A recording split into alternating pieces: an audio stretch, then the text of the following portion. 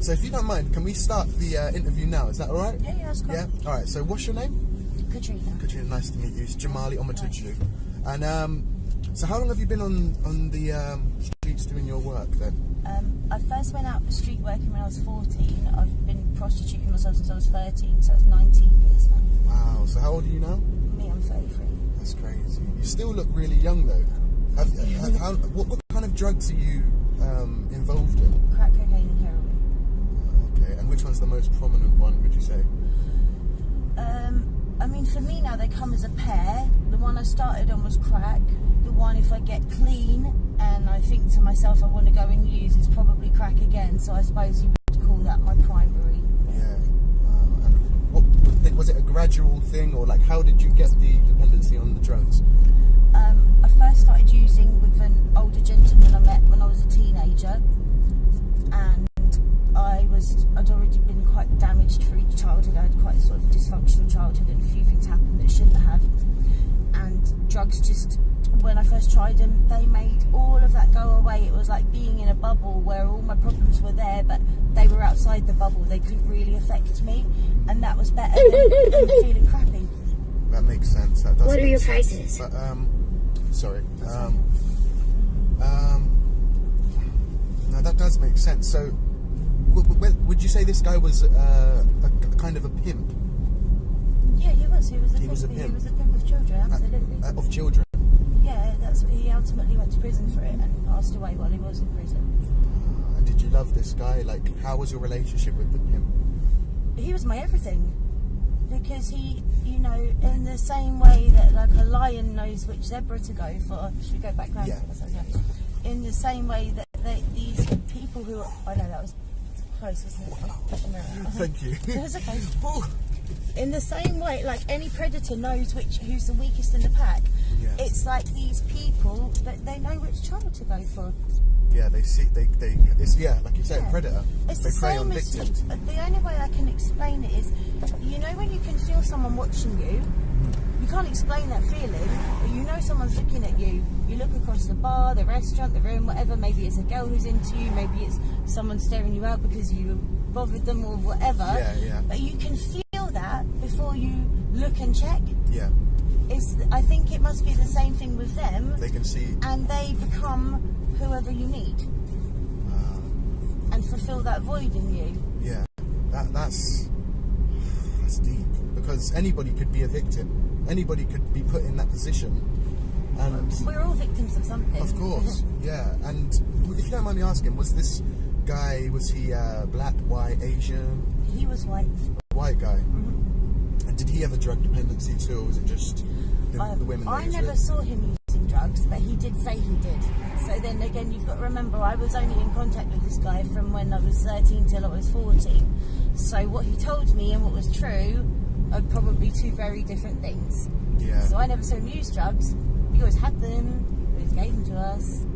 So, but that wasn't his money maker. That was his, you know, thing that he gave to us.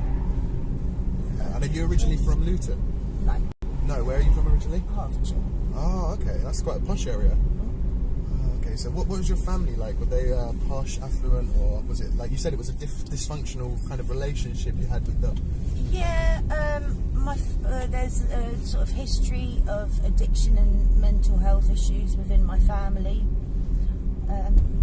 You know, I come from the sort of typical in my situation, which with girls on the street, you know, I come from a background of sexual abuse as a child. You find the majority of working girls were at some point. Yeah. Yeah. But can I just say, to be still alive, like, even though you've got an addiction or whatever, everyone's got their demons. You're still alive, and you're still fighting through those kind of issues. So I've got to take my hat off for that. I want you to know that. Yeah, thank you. You know what I mean? And that's quite inspiring. It's a part of my life that when it becomes a part of my life does take over my life, but it doesn't.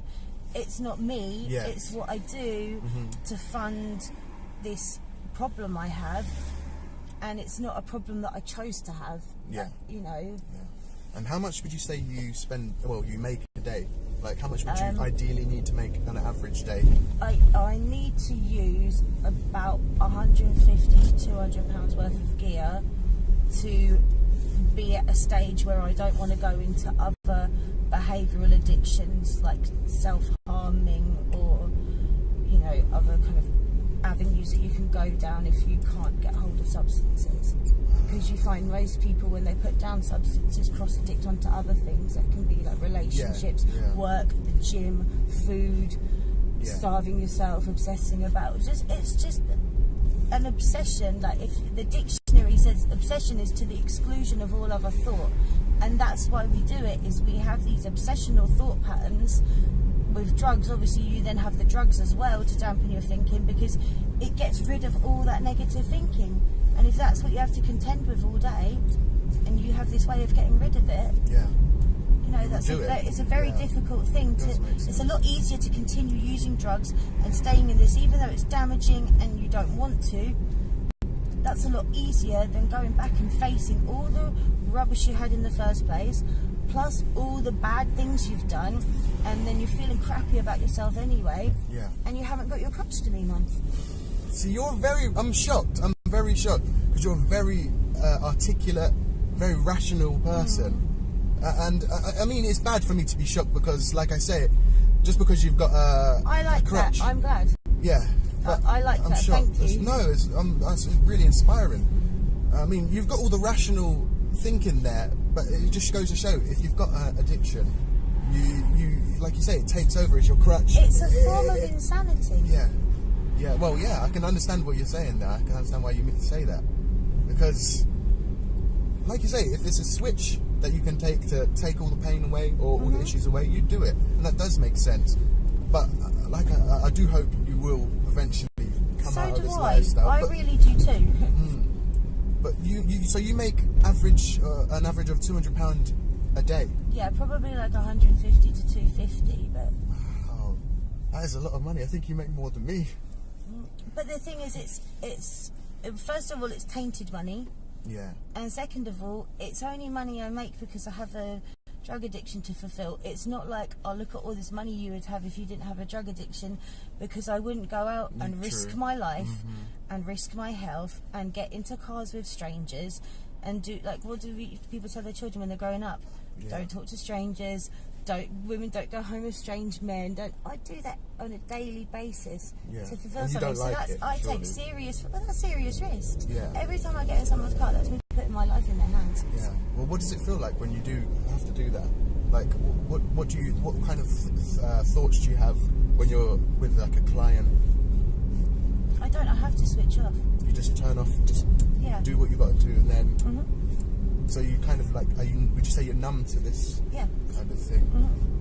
Interesting. I think the bit for me that's more sort of poignant would not be the regular, you know, seeing someone and then doing whatever, getting your money going and getting your gear and just that repetitive cycle.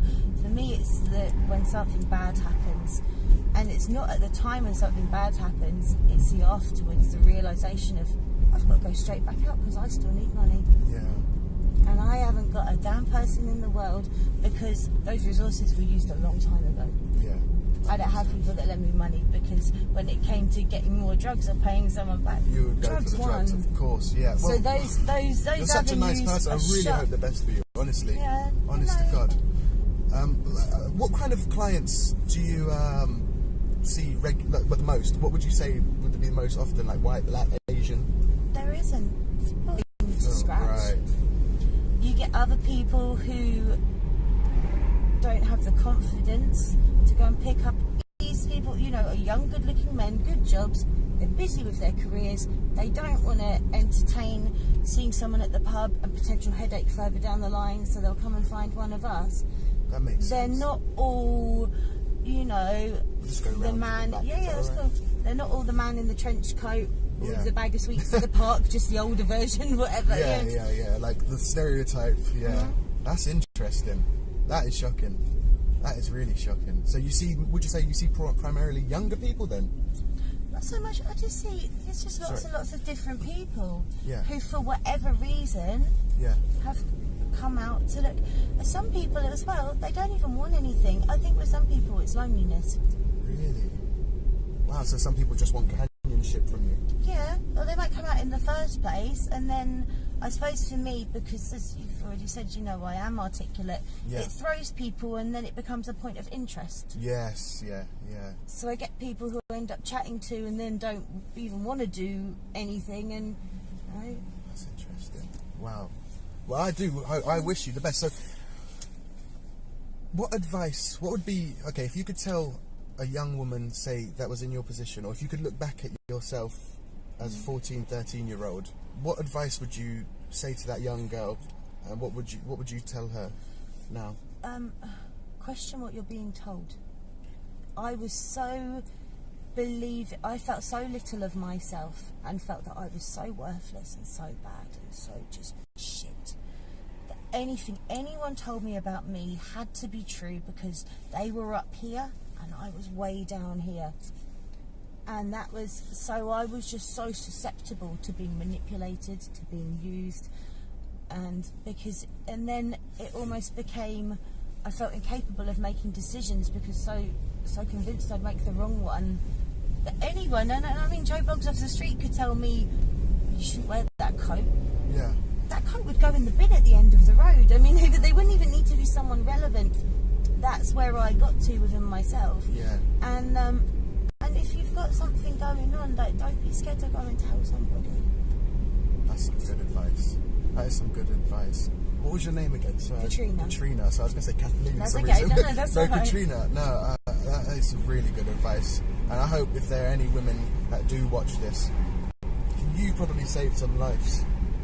So if that doesn't go for anything, at least know that.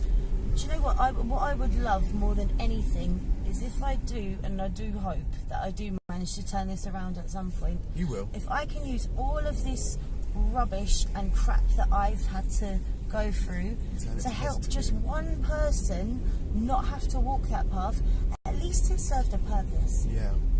That's And amazing. just one. Yeah. I don't want to go on a crusade mission and save the world. There's not enough hours in the day, and it would just be heartbreaking. Yeah. But if I could use all of that shit to just one, then at least, you know, you can go, well, do you know what?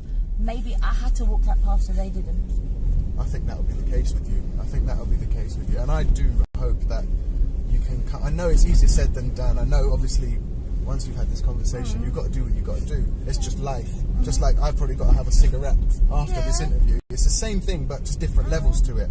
So don't think I'm judging you, but I know you've probably heard this 100 times too, and it's not my job to be like a what's the word, like a priest or something. Do you know what I mean? But I do hope that you, like, maybe this is a sign. Maybe there was a reason we were connected today. I hope maybe you can try and get that help and get out of this, because it's such a waste. You've got such a articulate way of speaking. You're very wise, and you don't, if you know what I mean, you don't look like the typical Drug addict. Prostitute. That's exactly. That's okay. You're not going to offend me. It is what it is. So it says, and you're still young, so you've still got time to turn this around quick. Trust me, and yeah. I do hope you're the best. Is this where I should up? Yeah, here's lovely. Yeah? All right. Can I be cheeky and give you a cigarette? Oh, of course you can, yeah, Thank you. definitely. You can take a couple. Right. All right. Okay. Lovely to meet you. Okay, you too. I wish you the Take best, care. all right? Take care. All right. Be safe. Yeah, will do. Right. Good night. Bye. Let me read these comments. Guys, you fucking popping off, man. Let me pull up. I can imagine you guys memeing and shit. You fucking sick fucks, okay? I'm going to get real with you guys. Okay? So let me be real, okay? Anyone on this stream can get it, okay? Muslim, Christian, black, white, Asian, Chinese, right? Crackhead, not crackhead, okay? It's all content, right? At the end of the day. I just want to say, she got her own issues, you know what I'm saying? So we got to empathise with that, okay? Maybe she put herself in that position, but at the same token, she didn't. She if she had the choice, she wouldn't want to be in that position. It's a very hard thing. She picked those scabs off like crazy. You'll need to move ASAP. Oh. You serious? Hold tight, Lisa, bro, but that's fucking disgusting. Clean out the blood clot. I'm here for the same reason you is, man. I was cracked.